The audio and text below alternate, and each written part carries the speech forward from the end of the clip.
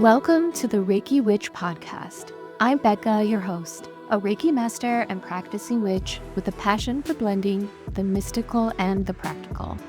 Whether we're uncovering ancient wisdom to deepen your spiritual practice or navigating strategies to streamline your spiritual business, this podcast is your sacred space to grow, learn, and thrive. Hello, my powerful little moonbeams. Welcome back to the Reiki Witch Podcast. Okay, before we dive in, I'd love to ask a quick favor. If you enjoy this podcast, take a moment to rate, review, or subscribe. It really helps my work reach more mystical souls who need it. Your support really does mean the world to me, and I would be forever grateful. Okay, on to the episode. So today, we're stepping into a tender but powerful space, one that many women don't want to talk about, even though it quietly shapes the way we show up in business, in our communities, and in our sacred work. Okay, so first, I want to gently ask you something. Have you ever hesitated to trust other women? Maybe you've pulled back from groups of women, or maybe for whatever reason, you've shrunk a little in the presence of another woman who was super confident or sure of themselves. Or maybe you've had that little pang of competition, jealousy, or not enoughness, and then felt shame for even feeling it. If any of this resonates, you are so not alone. What you may be feeling is the ache of the sisterhood wound. And this wound, it's ancient, it's layered, and it's real. But here's the magic. Once you name it, you can start to alchemize it. So today, we're going to explore what the sisterhood wound actually is, how it may be silently shaping your spiritual path or your business, and how to begin gently weaving trust, connection, and community back into your life and your work. Let's begin. Okay, so first, what is the sisterhood wound? Before we can heal something, we have to name it. The sisterhood wound is a deep collective pain passed down through generations of being judged, betrayed, or exiled by other women.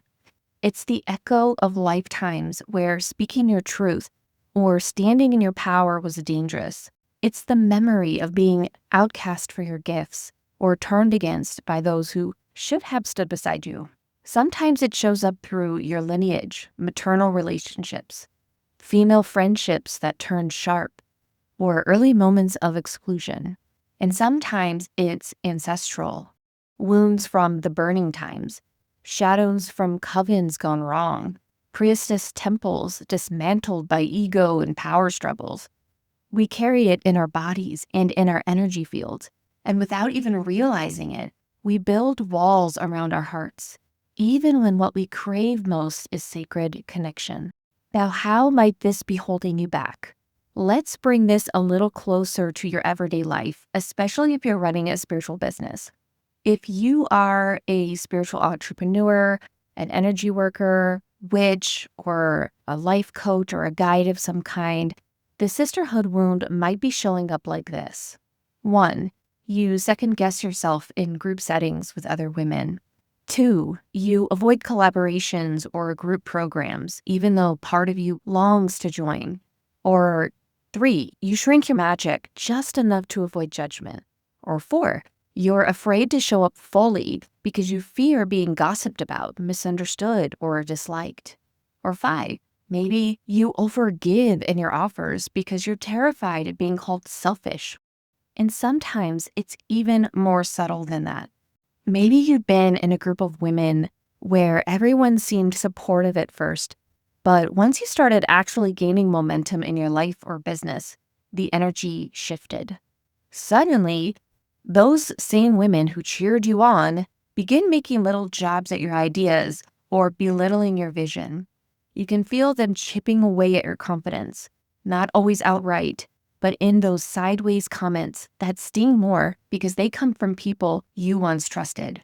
Or maybe there's someone in your circle who always seems to have the inside scoop, the better opportunities, the powerful connections, the keys to rooms you're not in. And instead of opening doors, they keep dangling the carrot.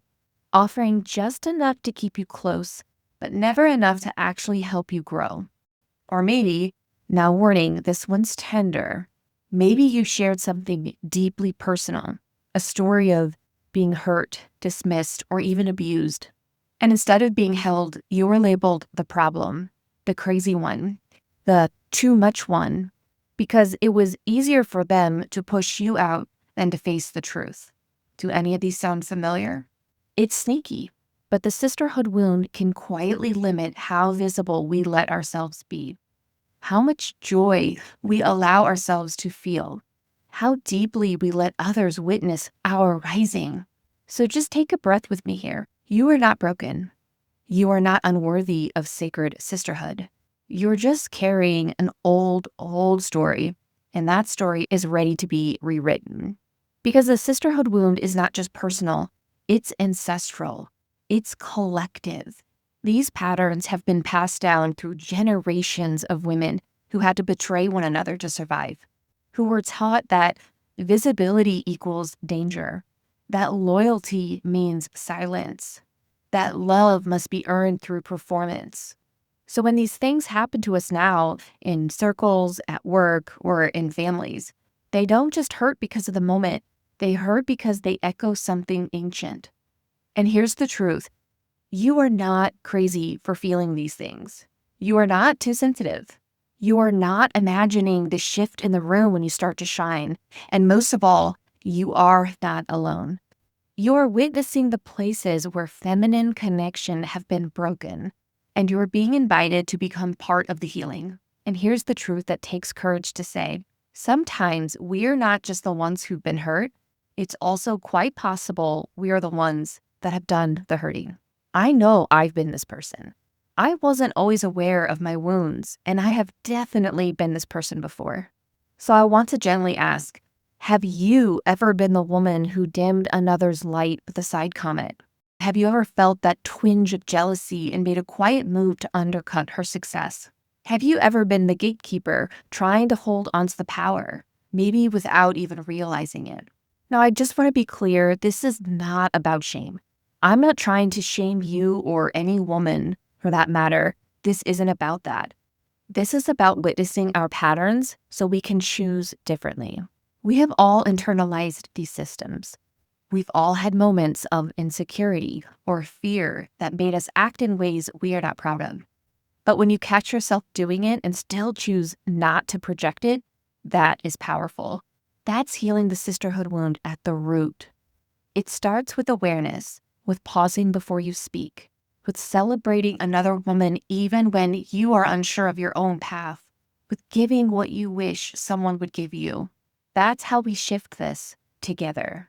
And let me say this gently but clearly, we were not born this way. We didn't come into this world wired to distrust, diminish, or compete with one another.